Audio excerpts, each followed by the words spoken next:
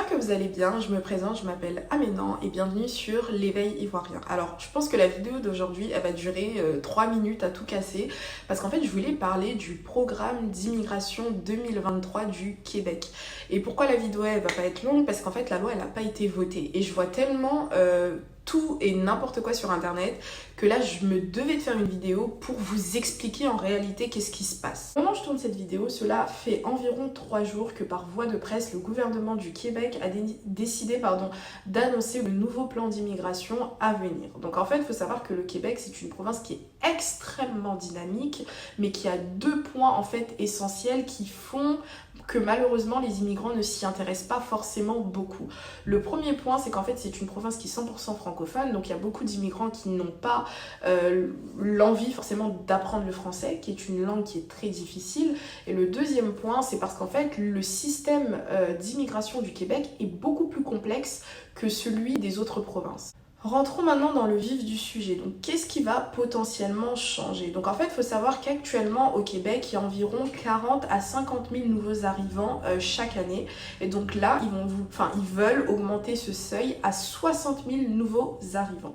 En termes de système d'immigration même, ils veulent en fait faciliter l'accession à la résidence permanente pour tous les travailleurs donc temporaires et pour les étudiants. Lorsqu'on regarde de plus près ce nouveau plan d'immigration, on se rend compte qu'en fait, le Québec veut mettre vraiment l'accent sur le français. Donc en gros, ils veulent faciliter l'obtention de la résidence permanente aux étudiants ayant étudié en français dans la province du Québec et ils veulent obliger donc tous les travailleurs autonomes à passer un test de langue afin de pouvoir, eux, accéder à la résidence permanente. Si cette proposition de loi est votée donc telle quelle, donc ça va énormément faciliter aux étudiants parce que actuellement, lorsque tu es étudiant au Québec, tu dois, à la fin de tes études, prouver d'une année d'expérience avant de te présenter au programme d'entrée express pour pouvoir avoir la résidence permanente. Donc si la proposition de loi est adoptée, une fois que tu termines tes études, donc ils expriment bien que ça doit être des études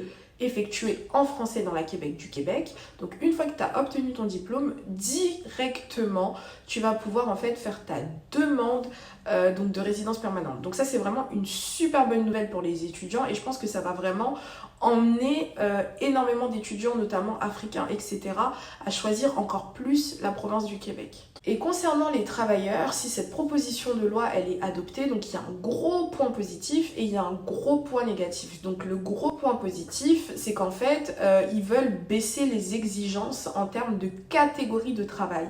Ils veulent que des personnes ayant des boulots un peu moins qualifiés puissent prétendre à la résidence permanente au même titre que les travailleurs qualifiés.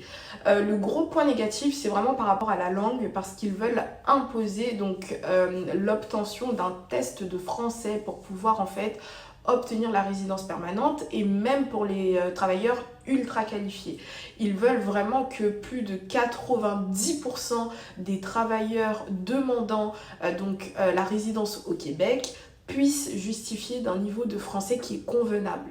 Donc voilà, c'est vraiment les 2 points. Après, on va pas forcément rentrer dans les détails parce que la loi n'a pas été votée. Je vais conclure les amis en vous disant de faire super attention. Cette loi n'a pas été votée, c'est uniquement une proposition de loi. On ne sait pas si effectivement ils vont faciliter aux étudiants ou quoi. Donc si actuellement vous êtes au Québec ou au Canada et vous souhaitez immigrer, déménager vers la province du Québec, respectez les lois en vigueur. Cette loi sera votée potentiellement le 20 juillet 2023.